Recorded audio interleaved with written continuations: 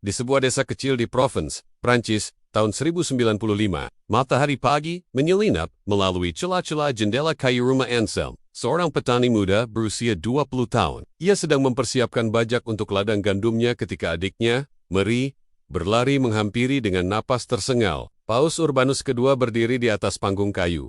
Jubah putihnya berkibar di tiup angin musim gugur. "Ini bukan urusan kita," kata Gerard. "Kita petani, bukan prajurit. Kau pikir kau bisa melawan pedang Seljuk dengan cangkul?" Anselm, bersama ribuan petani, wanita, dan bahkan anak-anak, berjalan melintasi Eropa, menuju Konstantinopel. Dalam pertempuran di Civitat, Anselm menyaksikan ribuan temannya, termasuk Hans dibantai. Ia sendiri nyaris mati, terselamatkan hanya karena bersembunyi di semak-semak. Ketika ia kembali ke Konstantinopel, hancur dan kehilangan keyakinan, ia mendengar bahwa pasukan satria sejati, dipimpin oleh orang-orang seperti Bohemen dari Toronto dan Raymond keempat dari Toulouse, sedang bersiap untuk perang salib pertama yang sebenarnya. Mereka bukan prajurit terlatih, hanya massa yang dipenuhi semangat agama.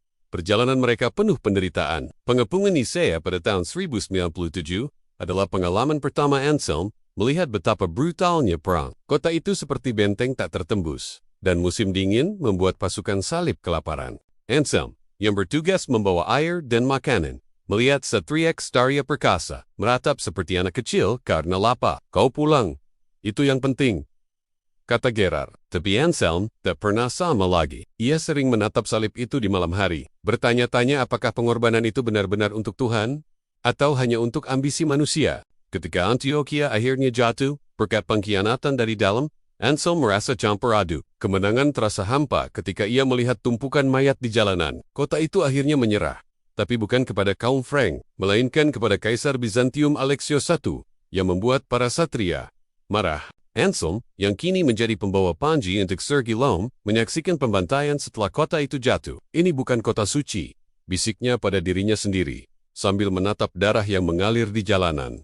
Ia selamat, tapi hatinya berat. Ia memutuskan untuk pulang ke Provence, membawa serta salib kayu milik Hans sebagai kenangan. "Kita berjuang untuk Tuhan, tapi manusia berebut kekuasaan," gumam Anselm. Di sepanjang jalan, mereka kehabisan makanan, dan desa-desa yang mereka lewati seringkali menolak membantu. Anselm berteman dengan seorang pemuda Jerman bernama Hans yang selalu membawa salib kayu kecil di lehernya. "Kita melakukan ini untuk Tuhan," kata Hans setiap kali kelaparan menggerogoti mereka. Tapi Anselm tak bisa tidur. Gambar Yerusalem, kota emas yang diceritakan para pendeta, menghantuinya. Ia mendengar tentang Peter Sang Pertapa, seorang pengkhotbah karismatik yang mengumpulkan ribuan orang untuk perang salib rakyat. Tanpa sepengetahuan keluarganya, Anselm memutuskan untuk bergabung. Suaranya menggema, penuh semangat, saat ia menceritakan penderitaan umat Kristen di Tanah Suci, di Yerusalem, yang dikuasai oleh orang-orang kafir. Begitu ia menyebut Muslim Seljuk. "Kalian, anak-anak Tuhan,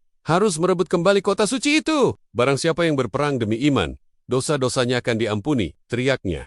Sorak-sorai membelah udara. Anselm merasakan jantungnya berdegup kencang. Ya, bukan satria, tapi kata-kata Paus itu seperti menyalakan api di dadanya. "Anselm, kau harus ke kota." Paus Urbanus II sedang berbicara. "Di Clermont," kata orang, "ini soal perang suci." Anselm mengerutkan kening.